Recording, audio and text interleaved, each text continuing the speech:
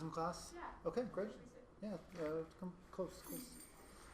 It's okay to grab some water? Yeah, please do. Yeah, grab some hot water or cold water or whatever. Is this the first one? This is the first one, yeah. No, it's the first one. Are you going to do it weekly? 4 weeks. It's a 4-week series, so yeah.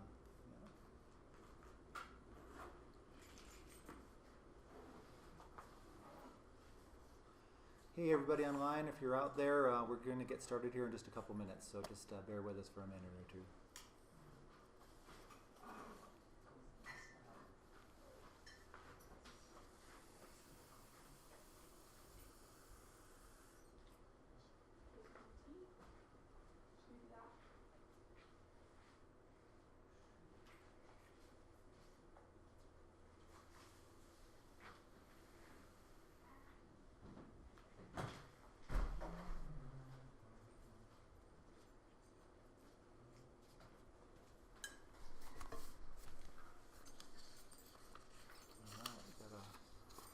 Handouts here for you. Feel free to hold on to them, make little notes on them if you like, or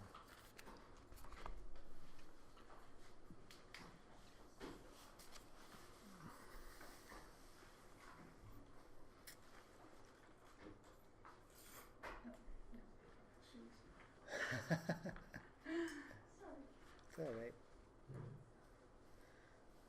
That's week 4. We're doing that in week 4. Why did we take our shoes off? So you're good until then. But then after that. It wasn't on my list, so. Right. Hey, how's it going? Annie's coming too. Cool. Cool. All right. There you go. You're welcome. Nice to see you.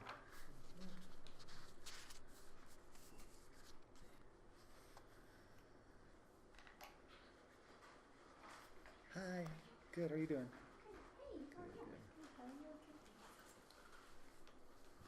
Good. All right. Cool.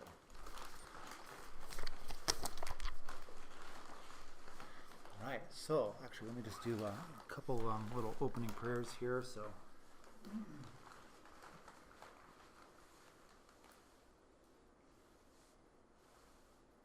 if anyone has a practice of doing prostrations or anything like that, or anything like this, you're more than welcome to, but not necessary.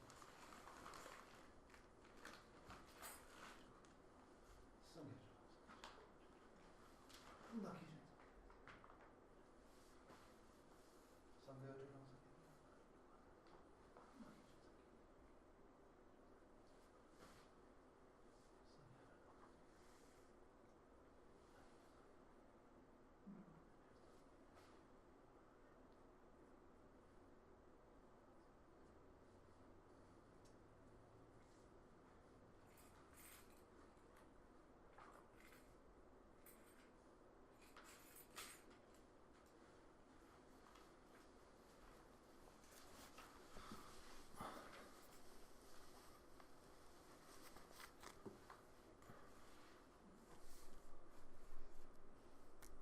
Okay.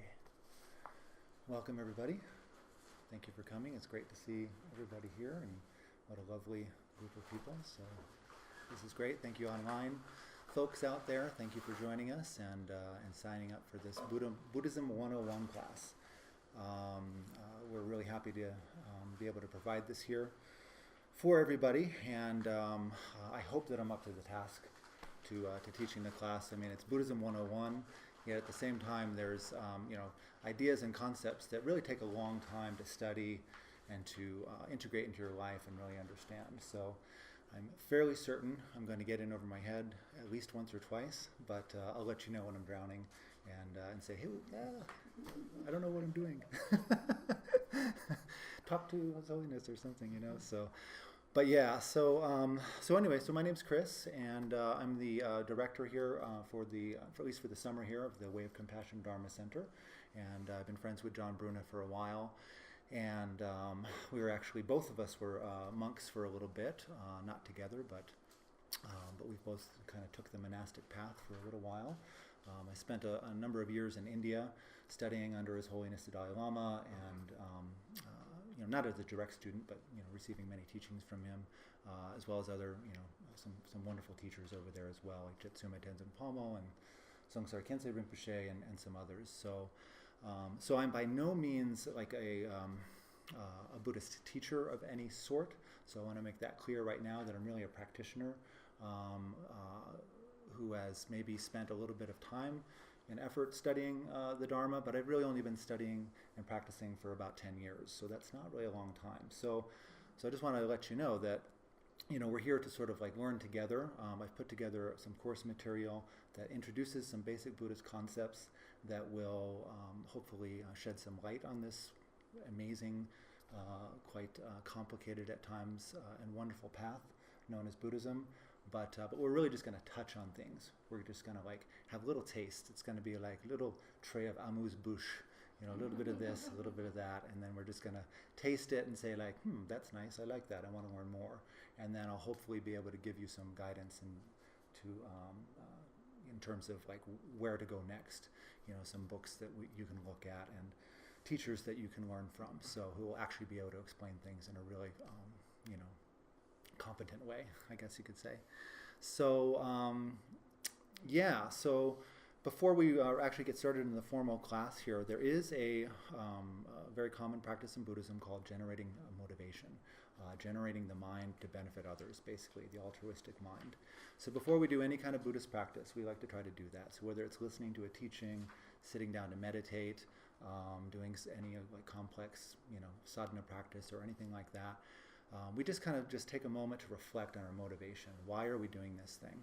Setting ourselves up in a direction that's really positive. Because most of the time we just do things without even really thinking about it. And most of the time we're just kind of on autopilot.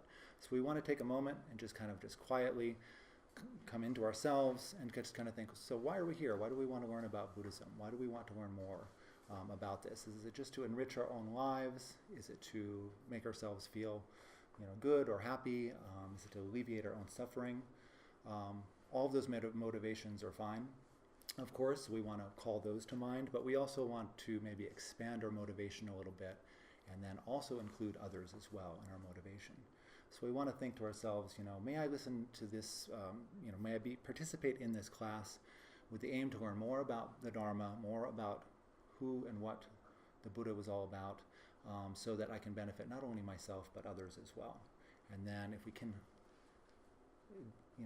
push the scope out even a little bit further and say like, may I also be able to benefit maybe all sentient beings, maybe not right now, but in the future, get to that point where it's like, yeah, may I be able to benefit all sentient beings, that would be great too.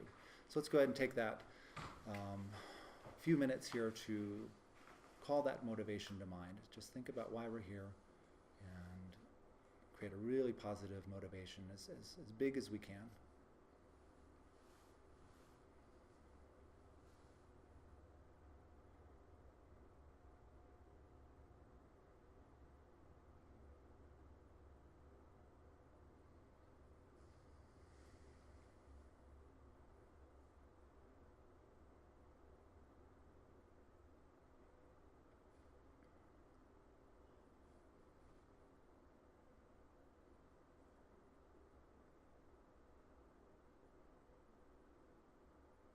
So having cultivated a good motivation, we can also, if we have some idea about the concept of Buddhist refuge, I know that a lot of you here are beginners, and that's fine. So maybe you don't understand, what refuge is, or maybe have never heard of it, or maybe you've heard of it, but just only have a vague notion of what it's all about. But basically, what we're talking about when we talk about refuge is saying the material world, the mundane worldly existence of everyday life is fine, but ultimately unsatisfactory. So what we want to do is to just try to cultivate an idea of like, I'm going to go to refuge into something that goes a little bit beyond the worldly. And so if you can, just generate this idea that, the worldly is fine, nothing wrong with it, nothing wrong with material things and material existence and all that sort of stuff. But may I aspire to seek a higher truth than that. So that's kind of little bit what refuge is about. We're going to talk about refuge later on in the course a little bit more, but just kind of generate a sense of a feeling of refuge in something that is trustworthy, something like the Buddha, the Dharma, the Sangha. And if you don't have any idea what that's all about, don't worry, just try your best.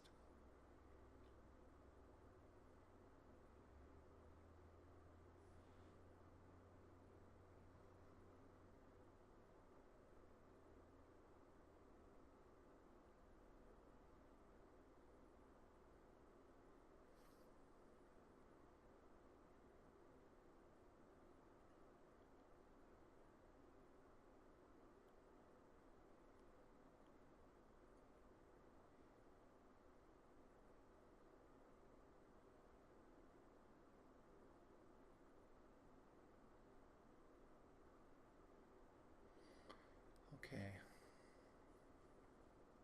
So, here we go. Let's give this a try now. I don't really know what's going to happen, so let's have some fun with it, all right? So, just a little bit about this class. So, it's a 4-week class, once again, every Tuesday for the next 4 Tuesdays. And we're going to just talk about some basic Buddhist concepts. It's an introductory class. But I wanted it to be something where it's like, okay, let's address this situation where a lot of people come to Buddhism or are interested in Buddhism, and they walk in the door to a room like this and they look around and they go like, oh my God, what's going on? What are all these images, and what are all these things on the shrine, and what are all these strange vocabulary words? And it can be really, really overwhelming. A lot of Sanskrit terminology, a lot of Tibetan terminology gets thrown out there. There's like people bowing, and there's people mumbling, like incomprehensible stuff, and it's like, what's going on, So my aim and John's aim of this class is to just kind of just talk about some of those things, but also we're going to talk about some Buddhist concepts, some of the Buddhist teachings, some of these foundational teachings that can be just by their nature quite challenging. So it's not going to be a watered down class either. It's not going to be like like a children's book class. But at the same time, we don't want to be getting too deep into it because, like I mentioned before, I'm not so qualified to go that deep. But at the same time, we want to try to just embrace the fact that this is a pretty profound tradition.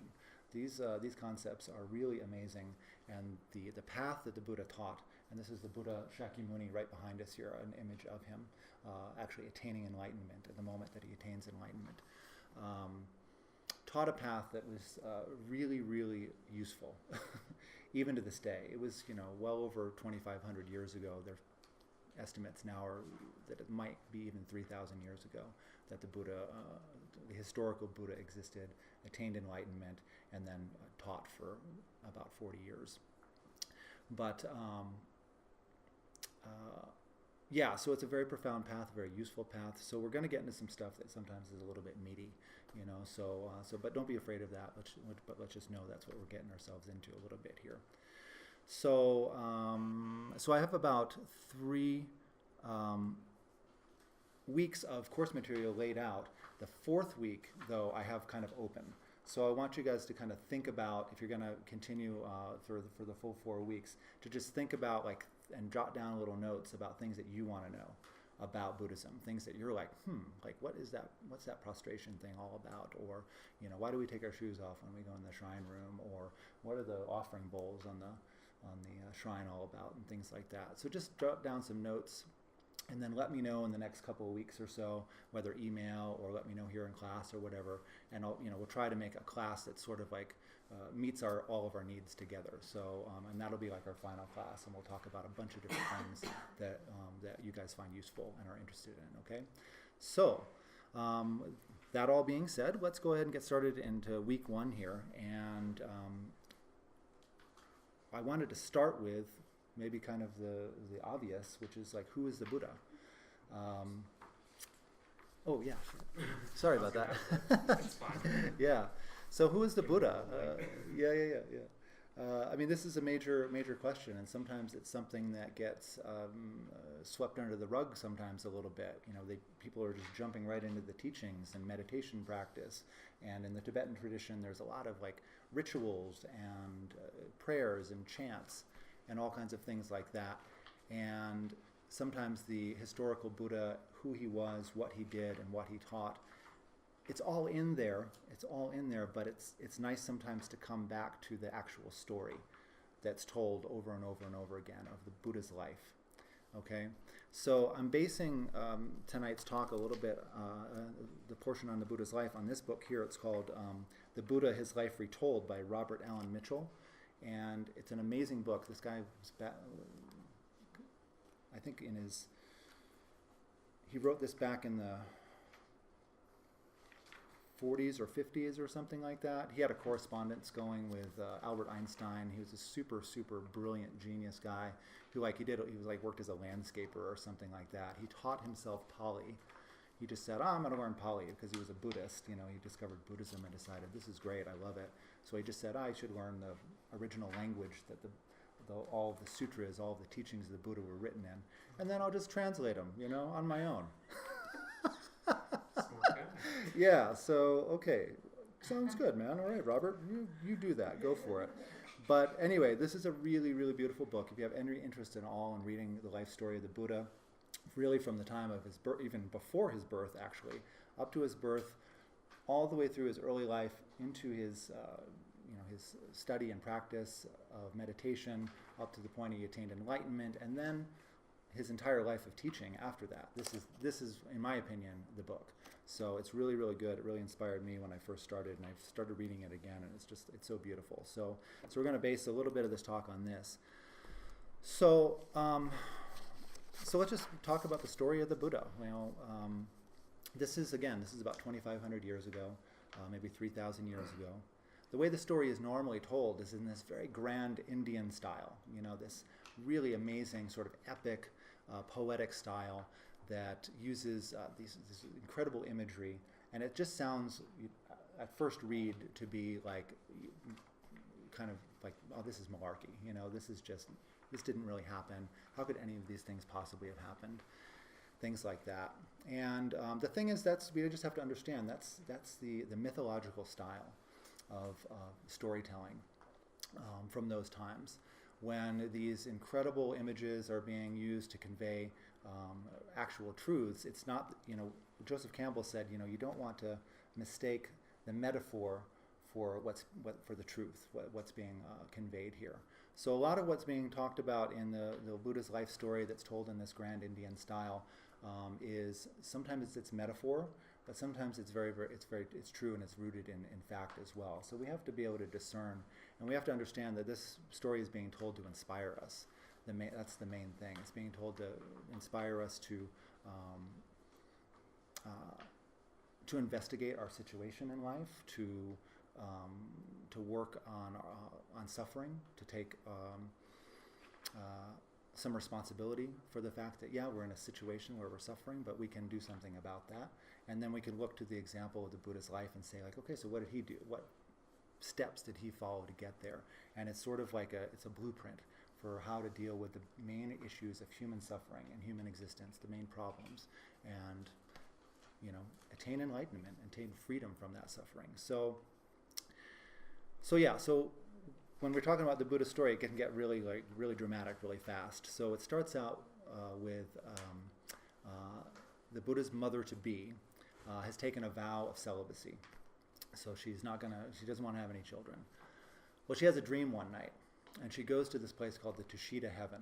And it's this incredible dream. It's super vivid, and there's all these gods and goddesses around, and they're coming up to her, and they're just saying, like, you are really special, and something really special is about to happen to you. So they lay her down on this bed, and she's just laying there, and this white elephant, this 6-tusked white elephant, comes into the room, and it is this elephant does 3 circumambulations around her, and then enters into her side. And it's said that this being, this Buddha, or is this being, this elephant, is the Buddha. So I'll just read a little bit of the story here, just so you can kind of get a sense for the language and just kind of the beauty of it, that I'm not doing it justice. So Queen Maya dreamed that the 4 celestial kings raised her together with the couch and conveyed her over the Himalayan range to the high tableland of Tibet. And having arrived at a spot beyond the lofty peaks, they set her down under a jewel-spangled tree and stood respectfully at one side. Then the wives of the 4 celestial kings came and conducted her to a shimmering mountain lake in which they bathed her to remove every human stain.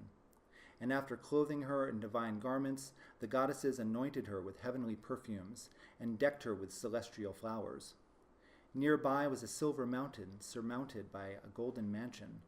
Now the 4 gods and their wives prepared a divine couch with its head to the east, and upon it they laid Queen Maya. A star blazing with supernal splendor descended from Tushita heaven, and then a superb white elephant was to be seen wandering about on the hill. Approaching from the north, the magnificent animal plucked a white lotus with its silvery trunk, and trumpeting loudly, he entered the golden mansion. Walking around the future mother's couch 3 times, keeping his right side toward it, he struck Queen Maya on her right side and disappeared, mysteriously entering her womb. And thus the Bodhisattva, which is what they call the Buddha before he became a Buddha, the Bodhisattva was conceived in the womb of Queen Maya on the full moon day of Asada. Now, then this is really beautiful too. So this is like this wonderful poetic language. Now at the moment when the Bodhisattva made himself incarnate in his mother's womb, the atoms constituting 10,000 world systems vibrated, all at the same instant, and a measureless light shone irradiant over all. Good omens were made manifest, the blind received their sight, as if from yearning to behold the glory of the great being. The deaf heard the sound, the dumb uttered praise of the great being, the deformed were straightened, the crippled were healed, prisoners in chains were freed from bondage. So it's just this beautiful, inspiring story, and it's like, and really what it's signaling is not that this dream ever happened. Maybe it did, maybe it didn't. I'm not one to say. But what it's saying is it's like, this is an extraordinary person that's about to be born. And pretty much every religious tradition and mythological tradition has this sort of motif of the virgin birth kind of a thing. And again, it's not whether it's true or not, or whether it's possible or not, but it's just a story, a motif that communicates to us that this is an extraordinary person. You know, how many people in the world have truly touched so many millions of lives over so many centuries? There are a few, you know, there's Muhammad, there's Jesus, there's the Buddha, but it's really just a handful. So these truly are extraordinary people who have this innate spiritual genius, who are able to move so many people in such a way and convey truth in such a way that it's truly transformative. So the whole purpose of the story is to convey that's what we're talking about here. We're not talking about an ordinary person. We're talking about someone who's like pretty extraordinary, like almost like as rare as stars in broad daylight, kind of extraordinary. So she has this wonderful dream, and she wakes up and she goes and she tells her husband, "Oh, I had this dream, and I'm pregnant."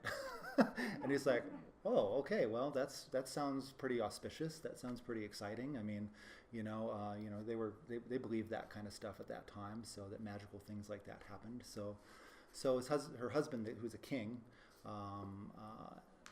in this area of northern India, says, well, if you've had this extraordinary dream about this miraculous birth here, we should bring some priests, some Brahmins, and maybe they can do some divination and tell us a little bit more about this child." So they call a bunch of Brahmins, a bunch of priests. You know, Brahmins are the high caste of India. They keep all of the spiritual knowledge and stuff, and all the rituals and all that sort of thing.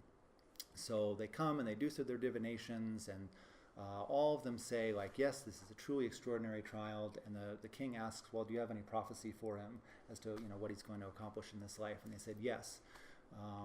There's 2 possibilities for this child.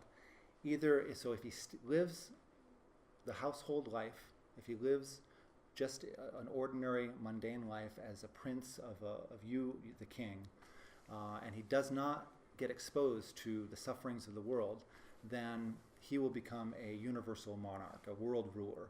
He will take your place as king, but he will rule this vast empire. And the king's like, yeah, nice, I like that. That's going to be cool, because then, I live on, and everyone's going to remember me because I'm like the monarch's son.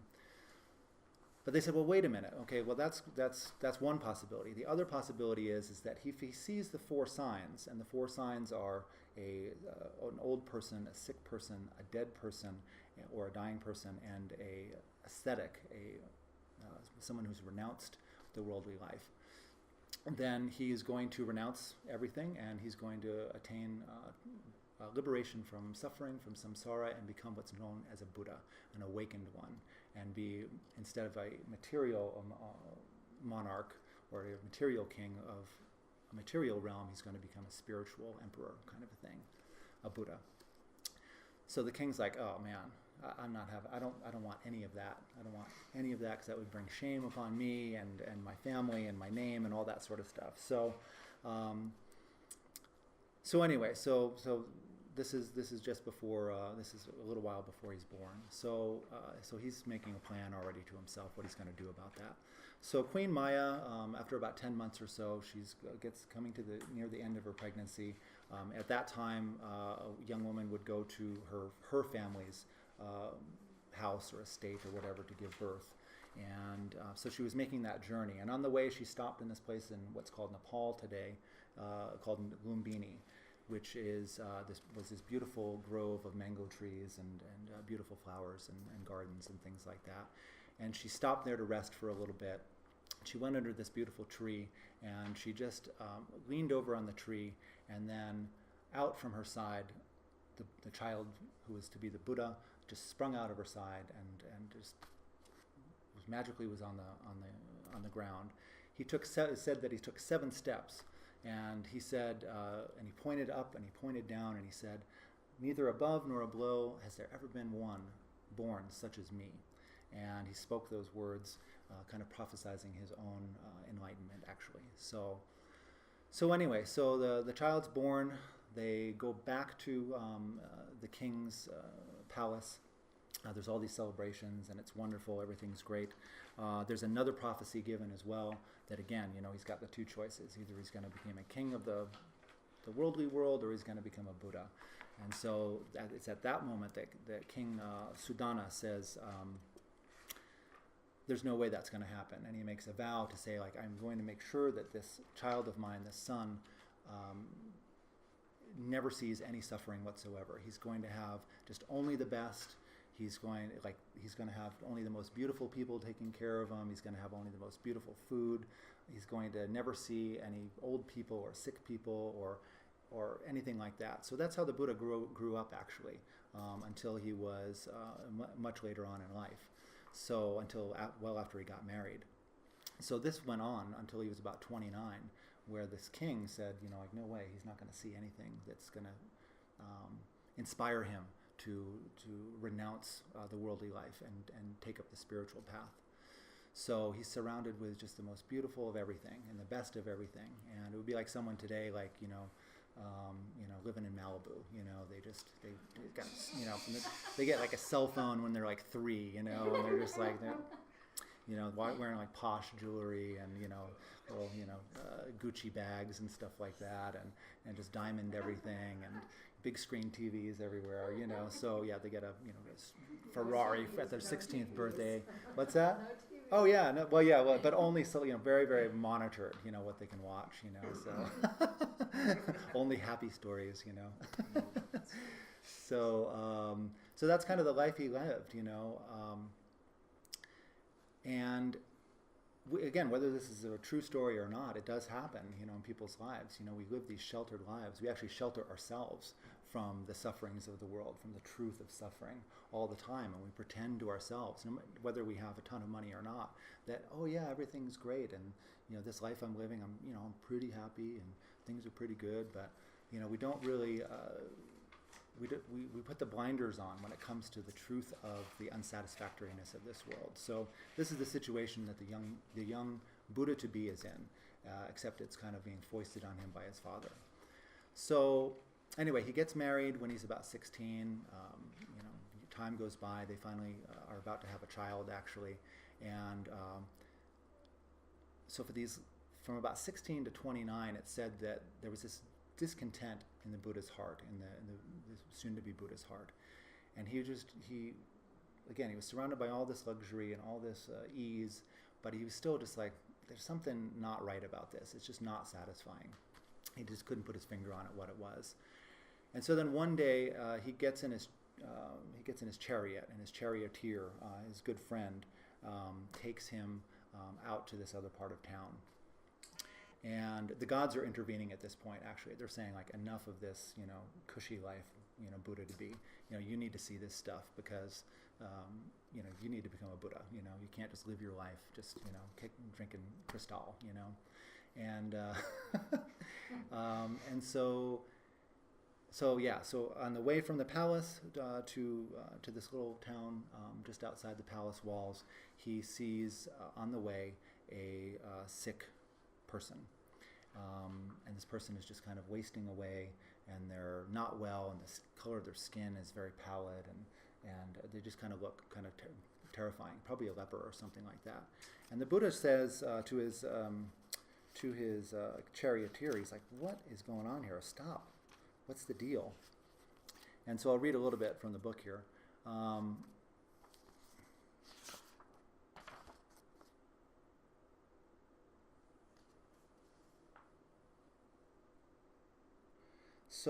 What, Chandaka, has that man done, that his eyes are not like others' eyes, nor his voice like the voice of other men? He is what is called sick, master. Sick? Are all people liable to sickness? Yes, master. Then I too could become such as this, I, the glory of the Shakyas, that's his family name, the glory of the Shakyas. Let us return to the palace. Enough of going to the park. So he doesn't want to, he's just like, he's horrified, he's never seen anything like this before. So he goes back, and his father learns about the fact that he went out and he saw this sick person, and he's like, okay, Chandaka, you have to make sure that he doesn't see this stuff. Okay, I told you that before. You're going to screw everything up. So the next day comes around, and Chandaka says, yeah, of course, I'll do my best. The next day comes, he goes out, and again the gods intervene, and they show the Buddha an old person. So he sees an old person, and he goes through the same sort of shock and horror, and he's like, because he's just this young, beautiful, bathed in oil and perfume and incense, hottie, and he's just like, and that's all he's ever seen, and so, he sees an old person, and he's like, you got to be kidding me. I mean, what is that? And Chandaka's like, that's an old person, and that's what's going to happen to all of us. And he's like, me too? And he's like, yeah, you too. And he's like, oh, I don't want to go to the park anymore. So they go back to the palace. And again, the king's furious and scolds the charioteer and says, he's only got 2 more things that he's going to see, and then he's going to leave me. So they go out the next day, and again the gods interfere, and they show him then a person he's being taken to a funeral pyre. And there's a sheet over him. There's a white sheet over him. But the gods send a wind down that blows the sheet over, and the Buddha then sees the corpse of this dead person, and he's completely just freaked out. He's like, what is that? I mean, there's just no life in it whatsoever. It's just this lifeless, shrunken, hideous corpse. And so again, he goes through the same thing with his charioteer, who says, like, Siddhartha, that's his name. Siddhartha, that's a dead person, and that's what's in store for all of us. We're all going to die. And he's like, you got to be kidding me. I had no idea. And so they go back to the palace, okay, and so he's just completely disheartened, and he's just like, this is just terrible, So again, the next day comes, and he tries to go to the park again, and then the gods intervene again, and they show him a monk, an ascetic, a person who has renounced the worldly life and is seeking truth and liberation, and through meditation and through all these spiritual practices. And so the Buddha says, "What is that guy? Looks amazing." He's like, that guy's smiling. He's radiant. He looks happy. He looks at peace. He looks joyful. Chandaka, what is that person? And Chandaka's like, that's an ascetic. That's a monk. That's someone who's renounced the worldly life and has decided to devote all of his energy and all of his life force into finding out the truth about who we are and our place in the world and what we're supposed to do with our lives. And the Buddha says, yeah, that's cool. I want to do that. So he goes back to the palace, and he all but tells his father and his actually it's his aunt. His mother passed away after childbirth. I did forget to tell you that. But anyway, so he tells his father and his aunt that it's like, I've decided I'm gonna give all this up. I don't want to be the prince anymore. I'm gonna be an ascetic. I'm gonna be a spiritual wanderer. And they're just like, no, you can't do that, So they try to hold him back, but basically he escapes. So one night, they tried to basically ply him with one more big last hurrah, one big party, and they throw this huge party, and there's beautiful dancers and the most exquisite food and wine and all this sort of stuff, and it's just like a full-on rave, and he's just completely disillusioned though, and he's like, it's just boring, and so he falls asleep. And so all the dancers that are dancing and performing for him, and very sensual and very gorgeous and alluring and everything, they all look at him and they're just like, he just fell asleep. I mean, look at us, we're awesome, and he's falling asleep. So they decide well, this is for the birds. We're just going to fall asleep too. So they all just kind of pass out in this pleasure garden room or whatever. The Buddha wakes up in the middle of the night and he looks around and he sees just the aftermath of this wanton party, and he sees all these people just passed out, and he just looks at them all with just disgust, and all he sees is just these horrible twisted shapes, people drooling on the pillows and just snoring, and all these people that are all these that before were portrayed as being the objects of desire, and this is what life is all about: pleasure, sensuality, wonderful food, wonderful tastes and experiences and all like that, are all just impermanent and really just at their core unsatisfying. And he just looks around and he says, no, this ain't it. So he gets his charioteer, Chandaka, I think. I always forget his name. And he says, saddle up the horse and I'm out of here. So his friend takes him all the way through the rest of the night. When the dawn comes, he says, okay, you just go back and just tell them that I'm gone. He takes his sword out, he cuts his hair, which is the symbol of his clan, of his princehood, and he embarks on this life of being a spiritual seeker. So, yes, as I suspected, this is going long, but it's a good story. So he's renounced the worldly life. He's left the palace. He's left his wife and his child behind. Actually, that's how strong his renunciation is. You might call it irresponsible, but really, it's really not. It's really quite brave.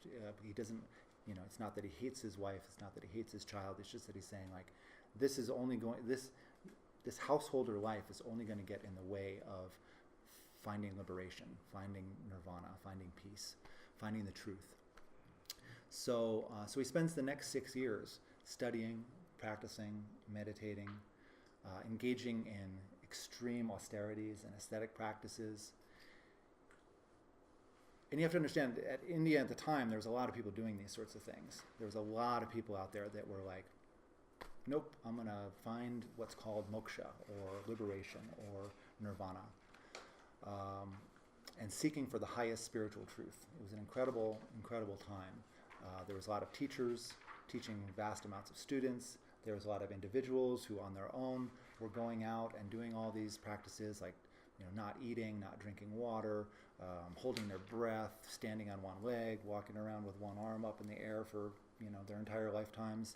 All these weird things to basically develop these states of concentration and meditative absorption that they hoped would get them to a state of final liberation from what's called the wheel of existence, the round of birth and death. And so the Buddha studied with a lot of them. He studied with, or Siddhartha at the time, Siddhartha studied with a lot of them, a lot of the greatest spiritual philosophers of his time. And actually, he was quite a spiritual genius himself. He's had this spiritual intuition. So when he went to study with these great spiritual masters, he would actually become very adept at their teachings in a very short period of time. He would basically master what they were, these profound teachings very quickly, within a matter of months or a year or so. And he would then actually exceed the abilities of his teachers. And then his teachers would be like, well, I mean, there's nothing else I can teach you, you know. Or they would say, like, well, why don't you teach with me, and then we'll make a lot of money, or whatever. So, but he was like, no, just what you're teaching, the meditation you're teaching is good.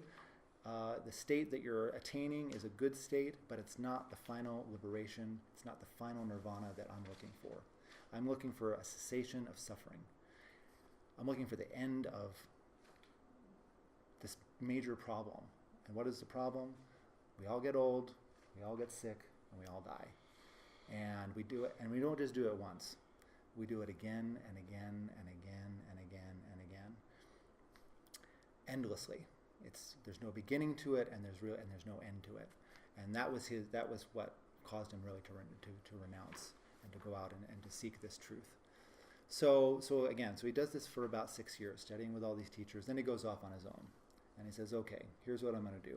I'm going to do this hardcore. I'm going to starve my body. I'm going to get myself to a point where I'm just completely admonishing this body, and maybe that's going to do it. So he does all these severe practices. He's only eating, in this text it says that for a period of time he only eats the juice squeezed from some lentils and rice. So just a little bit of that just to keep him alive. So he does things like that. He holds his breath for as long as he possibly can until there's this searing, blinding pain in his head. And still that doesn't quite get him there. So he does all these practices until he's just wasting away. And it looks like he's going to die, actually. So at this point, he's got a couple of students that have gathered around him, these 5 ascetics who are following him and saying yeah, this guy is intense. This guy is hardcore. He's got to get it at some point. He's got such drive. Look at him. He's like skin and bones. He really wants it. So they started to follow him because of his passion and his drive. And so they're supporting him throughout this period of asceticism, severe asceticism. But then one day Siddhartha is sitting there and he's thinking I don't have much longer. I've got a few days left, maybe tops, and I'm going to be dead. And I haven't gotten anywhere closer to this final liberation that I've been seeking. So at that point, he thinks to himself, I think there's got to be another way. There's got to be a way that's more balanced, a middle way. And he starts to get the seed of that idea. And so he starts, he has his friends make him some rice and some rice gruel, and he starts to eat. And his friends just look at him with disgust and say you've given up the path. You're not really serious anymore. You lost your nerve, and so they bail on him. So anyway, so he's like, that's fine, no big deal. So he just continues to eat, and he starts to bathe himself again and start taking care of his body a little bit. But he continues to do his meditation, and he starts to do his meditation now with sort of a different attitude, with a looser approach. So instead of being really intense, concentrating, he just goes,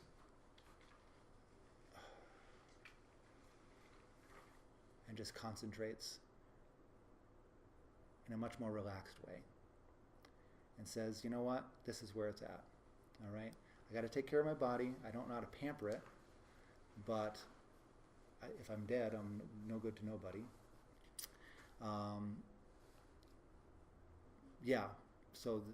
So instead of going those two extremes, either, destroying his body or pampering it too much, he decides, I'm going to go this middle direction, this middle way.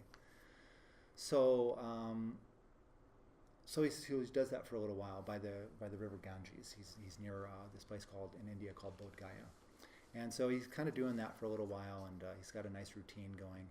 And at that time, there was in a village nearby this young woman named Sujata, who was this young woman who prayed to the gods to please, bring me it's kind of, okay, it's a little patriarchal, but bring me a husband who's gonna, you make me happy, and I'll have a wonderful kid, and that'll make me really happy. Okay, well, maybe that will make her happy. I don't know. Who am I to judge? But anyway, so So the gods grant her that wish, and she said, she made this promise: if you grant me this wish, I will go into the forest, and to this particular tree, I will make an offering of rice and rice milk in a bowl worth 100,000 pieces of money. So she gets her husband. She conceives a child, and she said she's going to fulfill her wish. So she walks into the forest one day with this offering, and at that particular time, the Buddha, or Siddhartha at the time, had sat down in front of that particular tree in the forest to meditate, and she thought like, oh, there's the God manifesting to accept my offering. So she goes and she puts the offering down, and he looks at her and he says, I'm not the God. So you don't really have to give that to me. And she says, you know what? There's something about you. You seem pretty cool. So I'm going to go ahead and give you the offering anyway. And she just walked away without any care for the fact. It was a beautiful Tiffany bowl. I think it was extraordinary. So really expensive. So with this wonderful rice milk offering. So because of that generosity, the Buddha was really inspired by that, and it was sort of like something that he sort of needed to give him the final resolve. So it's like right after that, he says, you know what, this is it. I'm going to do it. I'm going to attain enlightenment. So he walks a little bit down the river, and on the way he meets this guy that's cutting this kusha grass. It's called, this sweet grass. And the guy looks at him and says like, hey, you want some handfuls of grass? Looks like you want to make a seat to do something. And so the Buddha says, yeah, sure. So he takes 8 handfuls of kusha grass. He says, I'm going to use this as my seat to attain enlightenment. The guy says, awesome. That's great. I feel good about that. So the Buddha goes and he finds this tree to sit under. He lays out his kusha grass. He sits down and he says, this is it. I'm not going to get up until I attain the final complete enlightenment. I don't care how long I have to sit here.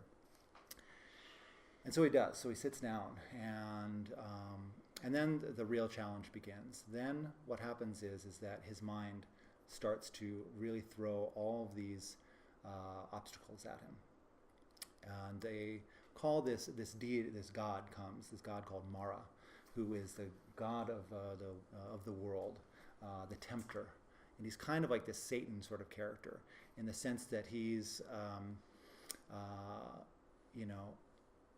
obstacle maker. He's an obstacle maker for Siddhartha attaining enlightenment, because he doesn't want people to attain liberation.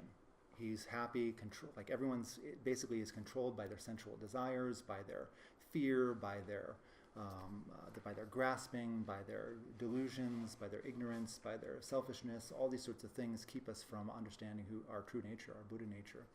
So he's just like, loves it. He's like, yeah, all these people are mine. They're all mine, and no one's going to get away. And so this god, Mara, who is really just, I think, our own solidified ego, our own ego grasping, staring back at us, sends all of these armies of temptation, of fear, of you can't do it, doubt, all this sort of stuff at the Buddha as he's sitting there in meditative equipoise. And he's tempting him with all these sensual pleasures, and he says, like, if you get it from your seat right now, you can have my 3 beautiful daughters. If you get it from your seat right now, you can be a king of the world. I'll give you this whole universe. If you get it from your seat right now, I'll give you like whatever you want. And the Buddha says, no, absolutely not. And so he says, all right, now I'm going to get tough. So he says, he gets his armies together, and he says, well, we can't get him from the front, so we'll try to get him from behind. So he sends his armies behind him, and he starts shooting all these arrows of fear and doubt and, accusation and shame and guilt and all these things. And, like, who are you to sit there and think that you can attain liberation? And, it's like, what are you kidding? You're just some rich boy, some trust fund baby. Come on. and again, the Buddha just sits there, and he's like, I'm not going to be distracted from this meditative equipoise. And so finally Mara gets totally frustrated, and he's just like, he's thrown everything at him that he can think of. And finally he just says, like, who do you think you are? Like, you have no right to be sitting there. I'm the one who's supposed to be sitting there. Who is the witness to you doing anything to get here whatsoever? And the Buddha says, like, well, you don't have any witnesses for you to be sitting here. for you to justify being sitting here, but I do. Because at this point, he's gone into such deep meditative equipoise that he started to remember his past lives. And he started to remember all of the things that he did, all of the good karma, all of the merit that he's generated to be here in this spot over countless lifetimes, giving, I forget what it's called, but there's 5 things that one needs to give before one attains Buddhahood. And it's like you got to give away your kids, you got to give away your spouse, you got to give away all your estate, all of your money, of course, and all that sort of stuff. You got to give away one other thing, and then of course your life you have to give for the benefit of others, completely selflessly. You have to be completely selfless and have generated all this merit through countless lifetimes. And so Mara says, well, who's a witness for you doing all those things? And he takes his hand and he gently rests it over his knee, and he touches the earth, and he says, the earth is my witness, because I've been born on this earth countless times and have done these things here. And so the earth then shakes and rattles and says, yes, I'm the Siddhartha's witness. And at that moment, Mara dissipates, completely vanishes, and the Buddha attains enlightenment at that point, complete liberation, because he sees through grasping, he sees through ego, he sees through delusion, and he just breaks through everything. So what he says at the very end of that whole drama is this right here. He says, looking for the maker of this house, I have run through a course of many births, not finding him, and painful is birth again and again. But now, maker of this house, you are seen. You shall not construct this house again. All your rafters are broken, your ridgepole is shattered. Having sundered the bonds of craving, liberation is won. And then at the end of this particular sutra, it says, done was all that was needed to be done. And so the Buddha attains enlightenment at that point, and he becomes what's called the Buddha, so the awakened one. So there's other things that happen after that, a few other things, but we won't get into them right now. But basically, it's at that point that he, after a short while, he begins to teach. At first, he's quite a bit reluctant to, because the truth that he's discovered, he realizes that it's really, really subtle. And it's really hard. He just knows people, and he knows that it's going to be really hard to convince people that they're suffering, really, because we all deny it. We're all just in complete denial. We're like, I'm not suffering, not that bad. And yeah, once in a while I get a headache. Once in a while, I don't get what I want, and but mostly things are pretty good. Yeah, occasionally there's catastrophe and things like that, but this thing called samsara is pretty good. This thing called material existence. It's really not that bad. Pretty much I'm okay. So there's that. And then there's also the fact that the realization that he came to was just very hard to describe without it becoming confusing. So he was like, I don't think I should teach. Nobody's going to get it. They're not going to want to anyway. But the gods come to him and they say no, really, you're the Buddha now. You're awakened. You have to teach other people. You have to show people how to get out of suffering. And he's like, no, they're just not going to get it. They're not going to get it. So they come and they ask him 3 times. That's how the story goes. And so finally he says, okay, all right, I'll teach. I'll do it. So he goes actually and he finds the 5 companions that he had who left him, who kind of took off on him. And he finds them in this place called Sarnath, outside of Deer Park, just outside of Varanasi in India. And they're hanging out and they're still doing their ascetic practices and whatever, flagellating themselves, whatever they're doing. And they see this guy walking in the distance and they're like, whoa, he's like radiating, man. This guy is like, there's something else, He's like, this is some special being coming towards us. And he gets up closer and then they realize, oh, it's that slacker Siddhartha, And they're like, dude, what happened? You changed. And he said, yeah, my name's not Siddhartha anymore. I'm the Buddha. I'm the one who woke up. So they immediately just start prostrating to him, and because they recognize that he found it. He found the ultimate liberation, and so they become his first students. So then he does what's called the first turning of the wheel of Dharma, So right there in that spot in Sarnath, India, and they have a stupa there that's erected to commemorate more or less the spot where they believe it, that actually happened. It's hard to say, but but anyway, there's a big monument built there to commemorate that spot. And he gave the first teaching of the Dharma. It's called the first turning of the wheel. And this first turning of the wheel was on a subject called the Four Noble Truths. And we'll talk a little bit about that here in a second here. So that was the first thing that the Buddha taught. And then after that, it was just on. It was like he taught these 5 guys, and then they attained realization like immediately, because they were almost ready anyway. But because the Buddha's realization, Jetsuma Tenzin Palmo, who's a wonderful Buddhist nun in India, said something that was really inspiring. It's like his realization was like white hot. So it's like just to be close to him, you were just like, your delusions were just burned away. So especially if you had the karma to be there at that time, just immediately you attained liberation just by hearing his speech, especially at that moment. But those guys had special karma together. So after that, he starts teaching, and he just doesn't stop so he's about 30. It's about 36 at that time that he attains enlightenment, and he doesn't pass away until he's 80. So for those 44 years, he just is nonstop teaching of the Dharma. He establishes the monastic tradition of both monks and nuns, and he just teaches and teaches and teaches. And there are literally roomfuls of books, the sutras they're called, that you could fill a room of volumes of his spoken teachings that were memorized, that were passed down as an oral tradition, and then finally written down a few hundred years later. So he just taught a lot. But there's 3 main categories of his teachings. There's the first turning of the wheel, which is the Four Noble Truths. Then there's the second turning of the wheel, it's called, which he gave a little bit later is a little more miraculous. He gave it to a bunch of people, human beings, but he was also teaching on another level to other dimensions as well, it said, to Buddhas and Bodhisattvas from other world systems and things like that.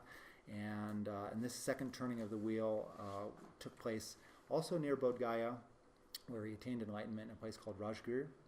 And that was primarily about emptiness, the subject of emptiness, which we'll touch it just a little bit today.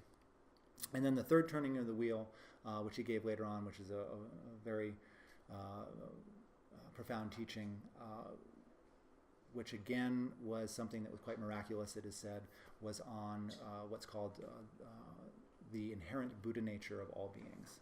So anyone who's a sentient being, essentially, so he's a Buddha, which means an awakened one. He has absolutely no obscurations. He's purified all of his negative karma. He's just completely omniscient mind, just pure mind, awareness, awakeness. Everybody has that at their core, at the core of their being, and everybody can eventually get there by working it and working it pretty hard. But that essentially our nature is Buddha nature. Essentially our nature is basic goodness, it's said. So those are those teachings. So those 3 basic categories of teachings. So we're not going to go too much into the second and third turning of the wheel, largely because of time, but also I don't know, I wouldn't want to touch on that myself. But we'll talk about the Four Noble Truths a little bit, because that's pretty foundational and pretty important to understand the Buddha's first teaching. What did he teach first? And to recognize that because he taught it first, it's pretty important. It is sort of the culmination of that whole 6 years. It is the realization that he came to over those 6 years of ascetic practice, and then meditative practice, and then middle way practice, and then finally attaining enlightenment. And this thing is called the Four Noble Truths. And what he realized is that there's 4 basic things that we need to understand if we want to follow this path to liberation ourselves. So the first thing that he talked about was the truth of suffering. And suffering is a bad word, actually, to use for the translation of the Sanskrit and even the Tibetan word, because it implies, again, it can lead us off track, and we can think again like, I'm not suffering. I mean, I'm fine right now. I got Netflix, fridge is full. I got clothes, I got a car. Car payment, yeah, that's kind of a drag, but at least I got money to pay for that. So anyway, so we have this kind of thinking like, I'm not suffering. But the word in Sanskrit, dukkha, actually means more along the lines of unsatisfactoriness, of like ultimately disappointing. And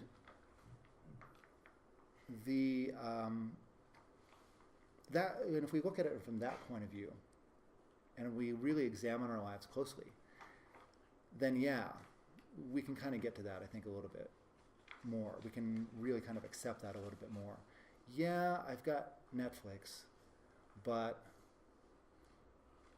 man, these shows are just the same all the time, and I'm just kind of getting bored with it, It's just ultimately unsatisfying. Or like a really good show, Breaking Bad. I watched it, and it was awesome, and then it was over, and now it's now it's done. Or Ben & Jerry's ice cream. It's really is delicious. I mean, at least to me. I mean, and everything but the is like awesome because it's like ice cream and candy together mixed up, and it's great. But like, I can only eat so much of it before I get sick, number one. And number two, like eventually, that it's done. Again, it's like this impermanence thing. So if we look at this word suffering, which yes, there is gross suffering that we're talking about here, but the larger sort of thing that we're talking, that is this truth of suffering, is this truth of this bum ride that life is. It's ultimately unsatisfactory. Because why? Because no matter how good things are, we're going to get old, we're going to get sick, we're going to die, we're going to lose everything. Everything that we have right now is impermanent, and we're going to lose it. So we can't rely on it. So that's basically, in a nutshell, the truth of suffering that the Buddha taught about a lot. He talked about different types of suffering, and I'm pretty sure we're going to talk about that a little more depth in another class next week or so. So that's the truth of suffering. Now if you stop there, then like the Buddhist teaching gets a bad rap for this first one, because it's like, the Buddha just says life is a bummer, and what's the point? And it's like it's a pessimistic downer of a philosophy. And the truth of the matter is that, like, absolutely not. It is not a downer whatsoever. That's only the first noble truth. And we have to understand that. We have to accept that. We have to accept we have to not just accept it, we have to investigate and realize for ourselves and come to the conclusion ourselves that life is unsatisfactory in its current form. But then what do we do with that knowledge? So we have to investigate it pretty deeply. So then he goes into this, the second noble truth, which is the truth of the origin of suffering. So the Buddha said, life is suffering, life is unsatisfactory, but there's a reason for that. It's not just like, well, screw it then, I might as well just have as good a time as I can and just make the best of it. He's like, no, wait, hold on, wait for it. There's a reason that life is unsatisfactory, that ultimately, it doesn't satisfy, make us happy, ultimately. So what is that reason? In a lot of the sutras, it's called craving or grasping. And this is something that he goes into great detail to talk about what is this nature, what is this grasping, what is this craving, what is this all about? And what it is it's a fundamental misunderstanding of how things exist. All right? So normally we look at stuff and we say, like, I'm here, I'm me, and we grasp onto that idea of there's a solid me here. And then we look outside of ourselves and we say that we see the Ben & Jerry's ice cream, and we say, that's Ben & Jerry's ice cream, and that's good, and I want that, and if I get that, I'm going to be happy, and it's going to make me happy. But then we're left at the end kind of just like bummed out, we're just like, it's gone, So the reason that we suffer is because of that fundamental ignorance, because we grasp at a self that if we investigate it a little bit, and we have to do a lot of investigating, isn't really permanent. It's always changing. It's always depending on all kinds of other conditions. And also those objects outside of us also are not permanent. They're also always changing. They're also dependent on all sorts of things, not the least of which is our label that we put on it as being either good or bad, or something that you want or something you don't want, and things like that. So this is the fundamental reason why we suffer, because we think these things are permanent and real. I'm permanent and real. I'm never going to change. This thing is never going to change. This thing is something, and I'm something. And then we go around doing all this. We go around living our lives that way, always being bummed out, always being like disappointed in the final goal. It's always just this happiness is just elusive. We get that new car, we get that new job, we get that new partner, we get that new house, we get the new, we finish our project that we've been working on for 5 years, whatever it is, and then it's over. And then it's like, that just didn't do it. So that's kind of the cause of suffering, or the origin of suffering. So again, if you stop there, you could also kind of think, oh, this is a bummer, God, I'm just like stuck in this trap, this wheel, this mouse wheel, But then the Buddha said, nope, no, wait a second. It goes a little bit further. There is the possibility that this unsatisfactoriness, this suffering, can end. And it's called nirvana. It's called final liberation. And then this one ties right into then the truth of the path, the fourth noble truth, which is the truth of the path, which then, well, if there is this cessation of suffering, so if there's suffering, there's a cause for suffering, if there's a possibility for it to end, then, well, how do you get there? Well, how do you do it? And he says, well, here's what you do. You do these 8 things. So I've got them listed here. So we'll just touch on them again real briefly. Oh, it's 7:09 already. So we've got right view, which is basically that we look at things as being like not permanent, which is what we often just sort of on autopilot do, think that. So that, we look at things as being not permanent, not ultimately satisfactory. So that's one thing. Right aspiration, or engaging in the path with certainty and the motivation of love and compassion. We engage in right speech, because if we're always going around like lying and telling, being mean to people and things like that, we're not going to have equanimity of any kind, any sort of tranquility or anything like that, because we're going to be always worried about getting caught in our lies and our stories and be feeling guilty because we told this person off and all that sort of stuff. There's right action, which is ethical actions, which are things like not killing. Right speech falls into there too. There's a few other things as well. Then there's right livelihood, which is basically like not selling arms, weapons of mass destruction. That's pretty much a no-no. Just you're not going to get to enlightenment if you're doing that. So you got to stop that. And selling alcohol, being a butcher, things like that can be also things that are like not right livelihood. Then right effort, which is directing our energies on a daily basis to the path of liberation. So we get up in the morning and remind ourselves on a daily basis, okay, today what am I going to do? Am I just going to do stuff for myself, or am I going to follow this more spiritual path? Not that I need to completely go out and live in a cave. You can still have our relationships and our friends and our jobs and things like that, and take care of ourselves. But what's the main purpose of my life? And that right effort is like, I'm going to attain liberation for the benefit of all beings. So we try to cultivate that as much as we can, day by day by day by day. Right mindfulness then is cultivating mindfulness. Normally our minds are just here and there, past and future. I want this, I don't want that. She said this, why did she say that? Oh my God, I can't stand that person. We're all over the place. We're not really mindful of what's going on in our minds. We're not mindful of what's going on in our bodies. We're not mindful of what other people are saying to us. When we're listening to other people talk, we're thinking about what we're going to say to them, and these sorts of things. So we cultivate right mindfulness. And then there's right samadhi, which is samadhi is a fancy word for a deep meditation, basically.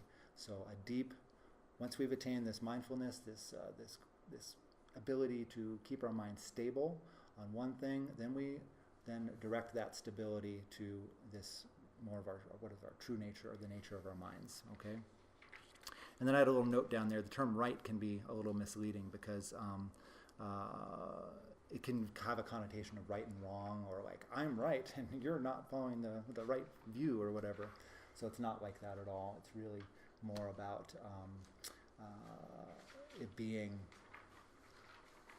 another translation word is noble or excellent, perfected, things like that. So these things, we do them and we cultivate them into our lives on a daily basis, and then slowly, after doing other things and practices as well, we can attain the same realization that the Buddha realized.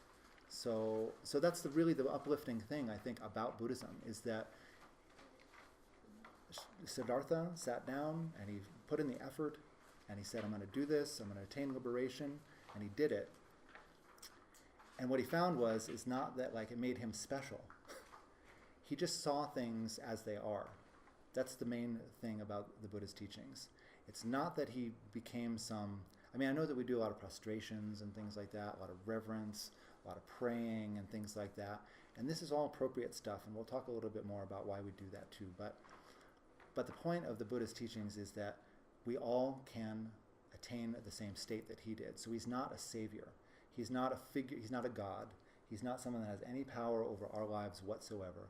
All he did was sit down, do the work, have the realization, and then he taught how we can all do it ourselves. And that's why I personally am a Buddhist, because I found that to be totally inspiring, and it totally makes sense. It's like, yeah, that's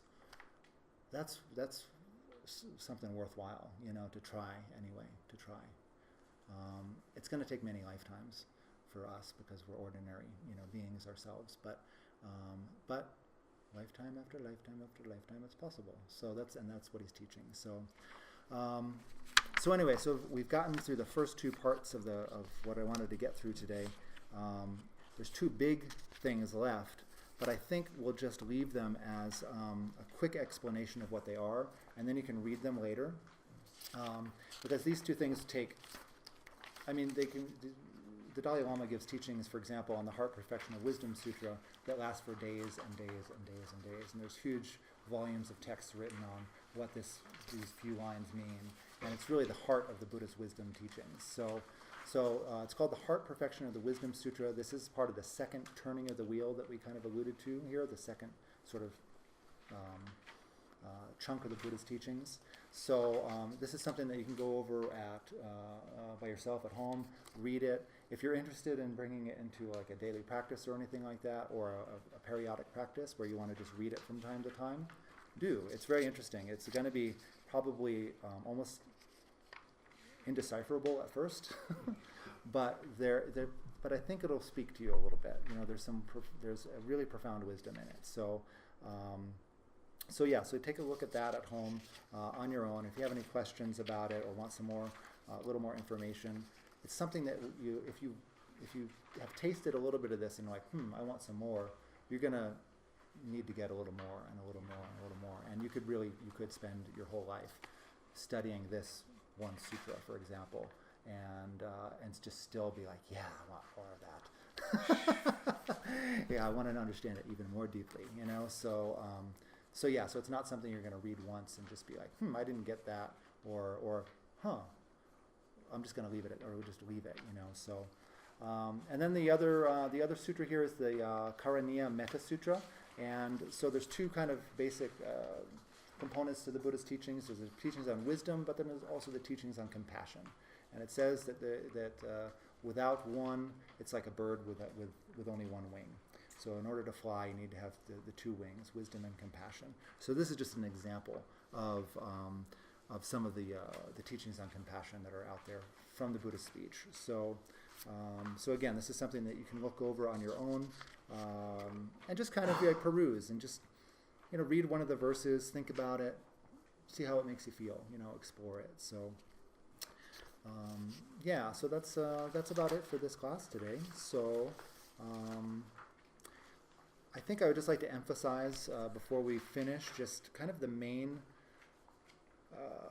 things about the Buddha's life are his realizations about the unsatisfactoriness aspect, and spend a little bit of time, if you have time, thinking about especially those three things that he saw, old age, sickness, and death.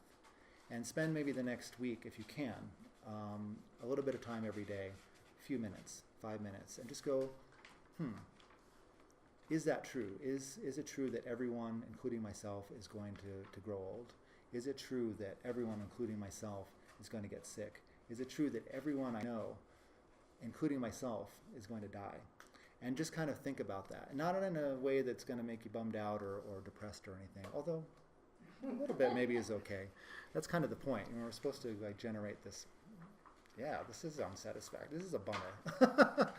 So, but just maybe spend some time thinking about those things. So I thank you all for being here today. It was really wonderful to have you all here. We'll just do a quick dedication of the merit. This is, again, a traditional thing we do at the end of any Buddhist practice, meditation, listening to teachings, whatever. We have a good motivation. We have the practice in the middle, and then we dedicate the merit. We dedicate the positive energy that we've generated here, and we say, may this positive merit bring liberation, happiness, ultimate happiness, and freedom from suffering for all sentient beings. So just as best we can, just generate that wish that this positive merit not go to waste.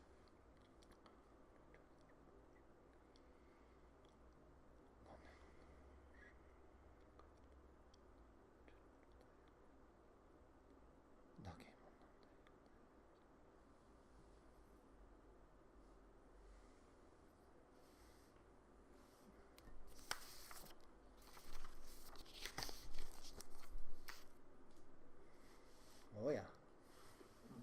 Thank you, everybody. Thank you. All right. Thanks, everybody online.